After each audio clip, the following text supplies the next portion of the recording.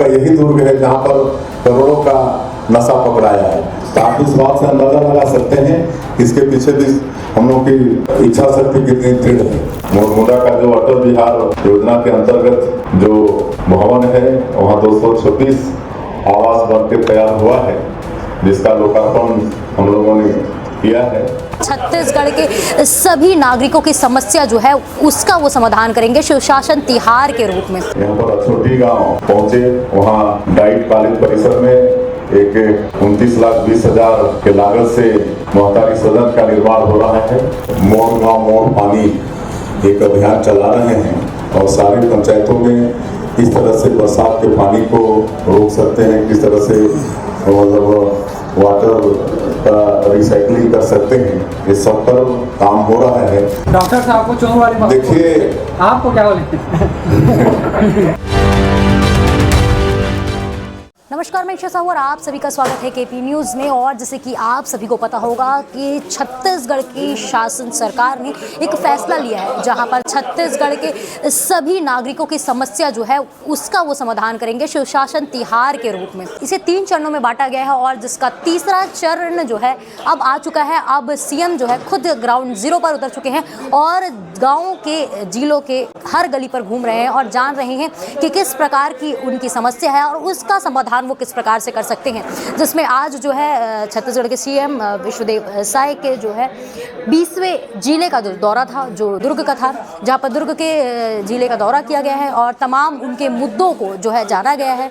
और उनके साथ में दुर्ग जिले के तमाम विधानसभा क्षेत्रों के विधायक भी मौजूद थे, जिसमें से वैशाली विधायक रिकेश सेन, डुमन लाल जी अहिवारा विधानसभा और साथ ही ग्रामीण विधायक ललित जी साथ में थे और साथ में जो है ईश्वर साहू जी भी थे।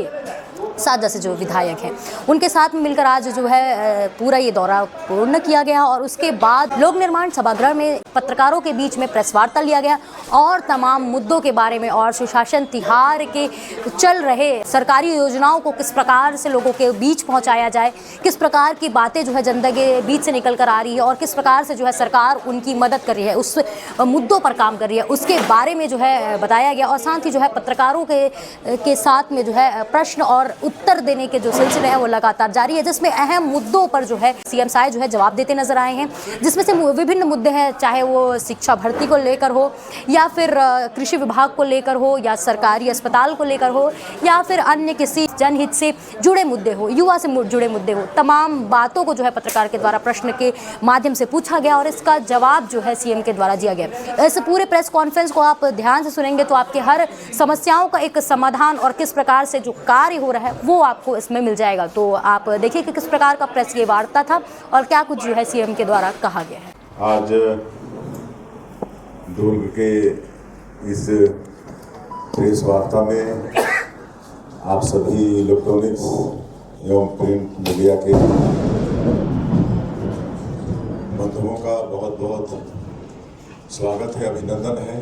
इंद्रदेव भी स्वागत कर रहे हैं, बहुत खुश से आज पानी बरसा रहे हैं। और आज के इस प्रेस वार्ता में हमारे प्रदेश के ऊर्जावान डिप्टी सीएम भी हैं श्री विजय शर्मा जी, हमारे विधायकगण भी उपस्थित हैं, श्री ललित चंद्राकर जी, श्री ईश्वर साहू जी, श्री रिकेश सेन जी, श्री डोमन सिंह कोरसेवाड़ा जी, हमारे प्रमुख सचिव सुबोध कुमार सिंह जी उपस्थित हैं, टी दयानंद जी उपस्थित हैं। आप सभी का भी आज की इस प्रेस वार्ता में अभिनंदन, स्वागत। और आप सबको मालूम है कि भी हमारे प्रदेश में सुशासन तिहार चल रहा है।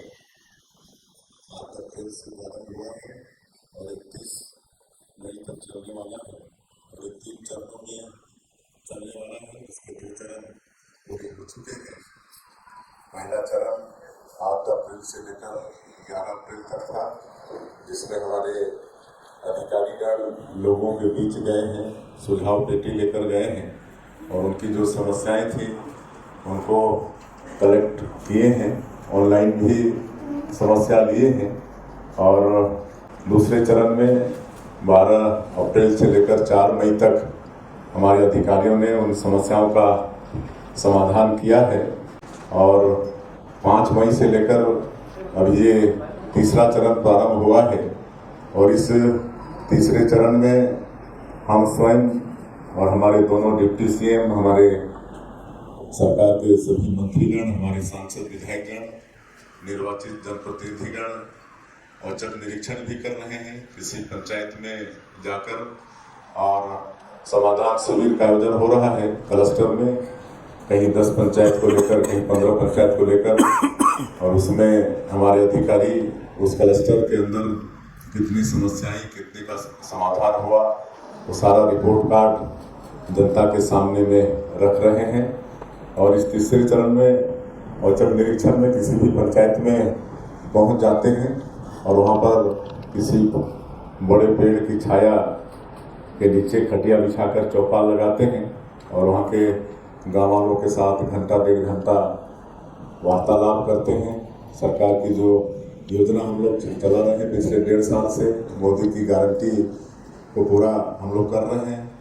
तो ये सब कहाँ तक उन तक पहुँचा है, ये सब का फीडबैक उन्हों से लेते हैं और इसमें आप सब लोगों का भी सराहनीय प्रयास रहा है। सुशासन त्योहार को प्रचार प्रसार देने में आप लोगों ने भी खूब मेहनत किया है और इस गर्मी में आप लोग कवर भी कर रहे हैं, कवरेज भी दे रहे हैं। उसके लिए पूरे मीडिया के बंधुओं का भी हम स्वागत अभिनंदन करते हैं।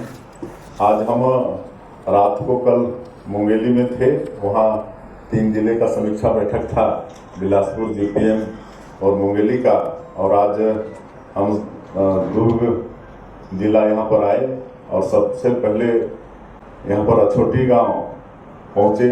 वहाँ डाइट कॉलेज परिसर में एक 29,20,000 के लागत से महतारी सदन का निर्माण हो रहा है, जो पंचायत विभाग से प्रदेश के हर पंचायतों की महिलाओं के सशक्तिकरण के लिए हमारे डिप्टी सीएम के विभाग से, इनके पास पंचायत और ग्रामीण विकास विभाग भी है, वहाँ से मिल रहा है। तो बड़ा अच्छा उसका निर्माण हो रहा है, उसका निरीक्षण किए।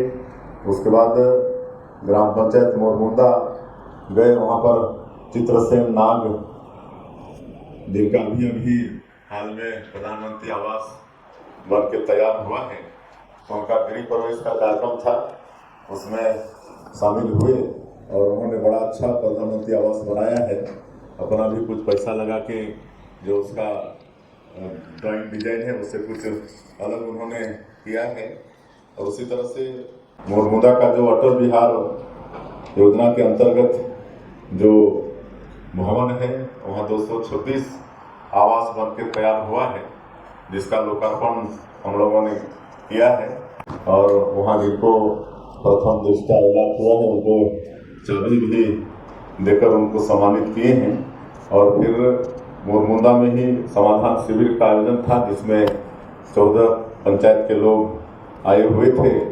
तो वहाँ पर हमारे क्षेत्रीय विधायक जी का मांग था, श्री गोमन सिंह कोसेवाड़ा जी का, कि वहाँ का जो हाई स्कूल है उसका हायर सेकेंडरी में होना चाहिए, तो उसकी भी हमने घोषणा की है। आने वाले समय में हायर सेकेंडरी की पढ़ाई वहाँ पर शुरू होगी। और फिर यहाँ पर दुर्ग जिला हेडक्वार्टर में दुर्ग, बेमेतरा और कबीरधाम जिले का समीक्षा बैठक हुआ है और तीनों जिले का ये समीक्षा बैठक 3 घंटे से ऊपर चला है, जिसमें हमारे सभी डिप्टी सीएम के साथ हमारे और भी मंत्री दयालदास बघेल जी सहित सभी हमारे विधायक, हमारे प्रदेश के सीएस, प्रमुख सचिव सभी और तीनों जिला के कलेक्टर, एसपी, सभी अधिकारी, कमिश्नर, आईजी, सभी लोग की उपस्थिति में बिंदुवार चर्चा हुई है और जिले में क्या चल रहा है उस सब के विषय में समीक्षा बैठक हुई है। और मुझे खुशी है कि 20 जिलों का भ्रमण और 20 जिलों का जो समीक्षा बैठक हुआ है, उसके अनुसार हम पूरे विश्वास के साथ कह सकते हैं कि जो 1.5 साल में हम लोगों ने छत्तीसगढ़ की जनता का सेवा का जो बीड़ा उठाया है, योजनाओं के माध्यम से मोदी की गारंटी और कई नए रिफॉर्म भी ला रहे हैं। जैसे आपका जमीन रजिस्ट्री का सेक्टर है, उसमें अब जमीन रजिस्ट्री के साथ उसका नामांतरण भी हो जाएगा, फेक रजिस्ट्री भी नहीं होगी, कोई गार्जियन अपने सबको संपत्ति हस्तांतरण करना चाहता है तो मात्र 500 रुपये में वो भी काम हो जाएगा। इस तरह के सारे रिफॉर्म ला रहे हैं। अटल डिजिटल सेवा केंद्र हमारे पंचायत ग्रामीण विकास विभाग से ही 1460 पंचायतों में उसकी भी शुरुआत पिछले 24 अप्रैल जो राष्ट्रीय पंचायती राज दिवस था वहाँ से शुरू किए हैं। और इस सुशासन तिहार के दौरान हम कई अटल डिजिटल सेवा केंद्र में गए भी, वहाँ अच्छा ट्रांजेक्शन चल रहा है। लोगों को वहीं पर मतलब बैंक भी जाना नहीं पड़ रहा है पैसा ट्रांजेक्शन के लिए, तो सब सारा सुविधा हम लोग दे रहे हैं। तो इस तरह से हमारा ये सुशासन तिहार का जो उद्देश्य है कि सरकार की योजनाओं का कहाँ तक क्रियान्वयन हो रहा है उसका फीडबैक लेना, मैं समझता हूँ बहुत अच्छे से सुशासन तिहार चल रहा है। नमस्कार, अनिल पंडा जी नमस्कार। किसानों के सर्वाधिक विकास और के लिए प्रदेश सरकार दिल संगठित है। प्रदेश में खेती बाड़ी की शुरुआत हो चुकी है। खेती खाद की आवश्यकता अनुसार किसानों को नहीं मिल पा रहा है, क्या कदम उठाए जा रहे हैं भविष्य के? देखिए, डीएपी खाद की थोड़ी इस साल शॉर्टेज रहने वाली है। इसमें स्वीकार करने में मुझे किसी तरह से कोई आपत्ति या संकोच नहीं है, क्योंकि ये सिर्फ छत्तीसगढ़ का विषय नहीं है, ये पूरे देश का विषय है। लेकिन हमारे कृषि विभाग के लोग डीएपी के जगह पर किसान को एनपीके का उपयोग के लिए उनको समझाइश दिया जा रहा है। तो उसमें हमारे किसानों को कोई अड़चन आने वाली नहीं है। डीएपी में क्या है कि एनपीके तीनों का मिश्रण रहता है। डीएपी छिड़कने से वो तीनों हो जाता है, लेकिन अब अलग अलग करके उसकी पूर्ति करनी पड़ेगी। अभी हमारे पिछले दिनों देश के कृषि और पंचायत ग्रामीण विकास मंत्री आए थे, आदरणीय शिवराज सिंह चौहान जी अंबिकापुर, और 3 लाख प्रधानमंत्री आवास की स्वीकृति भी दिए। तो उनसे हम लोगों ने डीएपी के लिए आग्रह किया है और उम्मीद है कि कुछ और डीएपी हम लोग को मिल भी सकेगा। मुख्यमंत्री जी, मेरा प्रश्न है जल से संबंधित है जी। हमारे जिले का जो जीवनदायिनी नदी है श्रीनाथ नदी, जिसमें बहुत सारे नगरीय निकायों का जल आवर्धन योजना है, लेकिन इसमें बहुत सारी जगहों से प्रदूषित पानी आ रही है, पुलगांव से, समोदा नाला से, शंकर नाला से, अरसनारा नाला से, लेकिन इसके सफाई के लिए अब तक कोई ठोस पहल नहीं हुआ है। पिछले बार जब मुख्यमंत्री रहे रमन सिंह जी, उस समय भी यह मुद्दा लगातार मैंने उठाया था और पिछली सरकार में भी, लेकिन अब तक इसका समाधान नहीं हो पाया। और एक दूसरी समस्या है, तालाबों में बेजा कब्जा हो गया है, और बेजा कब्जा की वजह से यह है कि जल स्तर नीचे गिरते जा रहे हैं तालाब पड़ जाने के कारण से। अभी धमधा जो है 6 गौरी तालाब के नाम से जाना जाता है, जहाँ 126 तालाब था वो पड़ चुका है। मेरा कहना है कि आप तालाब को अतिक्रमण मुक्त किया गया था पिछली सरकार में, 30 तालाब अतिक्रमण मुक्त होना बाकी है, लेकिन अब तक इस सरकार में कोई कार्रवाई नहीं। देखिए, जल की हम लोग को चिंता है और ये भी मालूम है कि वाटर लेवल दिनों दिन नीचे जा रहा है और पीने के पानी की भी समस्या आ रही है। और इसके लिए हम लोग पंचायत ग्रामीण विकास विभाग से भी चिंता कर रहे हैं और मोर गांव मोर पानी एक अभियान चला रहे हैं और सारी पंचायतों में किस तरह से बरसात के पानी को रोक सकते हैं, किस तरह से मतलब वाटर का रिसाइकलिंग कर सकते हैं, ये सब पर काम हो रहा है। और इसमें हमारे ग्राम पंचायत और कई एनजीओ लगे हुए हैं, लोगों को मतलब अवेयर कर रहे हैं कि हम लोग को ये सब की चिंता करनी पड़ेगी। और कई जगह तो जो सूखे हमारे क्या बोलते हैं हैंडपम्प हैं, उसको भी रिचार्ज कर रहे हैं, वाटर हार्वेस्टिंग का भी ये सब काम कर रहे हैं। तो ये हम लोग को चिंता है। और आज एक कार्यशाला भी रायपुर के अंदर हो रहा है, अभी हमको उस कार्यक्रम में जाना भी था कि वाटर जल संवर्धन के लिए क्या क्या हो सकता है। उसमें बहुत स्पेशलिस्ट भी आए हुए हैं और पूरा कार्यशाला उसमें हमारे डिप्टी सीएम श्री अरुण साहब जी उसमें हैं। और मुझे समापन में जाना था, लेकिन पता नहीं हम वो अटेंड कर पाएंगे कि नहीं। तो इस तरह से लगातार हम लोग चिंता कर रहे हैं। और एक ये जो समर पैडी है, गर्मी में जो धान लेते हैं किसान, इसमें भी धान को काफ़ी पानी चाहिए होता है। तो हम लोग कृषि विभाग की तरफ से ये भी प्रयास कर रहे हैं कि किसानों को थोड़ा सा गर्मी के धान के से उनका मन हटाकर और भी ऐसे फसल हैं जो धान से ज़्यादा फायदा भी दे सकते हैं और पानी कम उसमें लग सकता है। तो ये सब भी प्रयास शासन की तरफ से हो रहा है। और इस शायद अगले वर्षों में इसको हम लोग और भी कर पाएंगे। गौधाम के तर्ज पे अब गौधाम बनने जा रहा है, किस तरह की कार्य योजना रहेगी आप लोगों की? बिल्कुल हम लोग गो अभ्यारण्य की भी बात किए हैं और हम लोगों ने जो 100 से ज़्यादा गौशालाएं हैं पूरे छत्तीसगढ़ के अंदर में, उसमें जो चारा के लिए जो राशि मिलता था, पहले 20 रुपया था पर हेड, उसको बढ़ा के 35 रुपया किए हैं और उसमें जो 20 लाख का कैपिंग था उसको बढ़ा के 25 लाख किए हैं। तो हमारी गौशालाएं भी इससे थोड़ा मतलब सबल होंगी और जो सड़कों में जो गायें हैं उसके लिए भी हम लोग काम कर रहे हैं। हमारा गौ सेवा आयोग भी है, वो भी काम कर रहा है।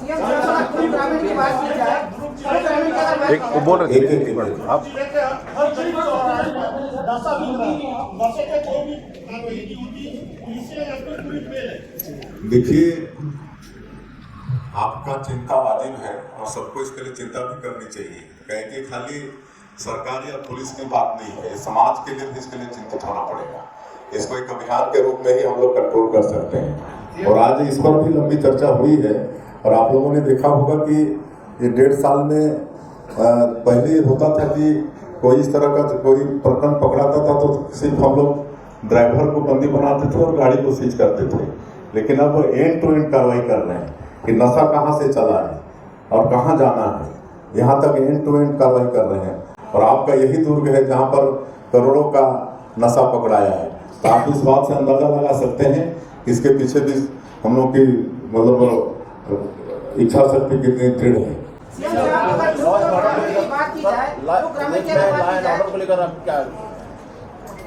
काफी बिगड़ गया दुर्ग में, तो अभी इसी मैंने 2 बालिकाओं का अरेस्ट हुआ है।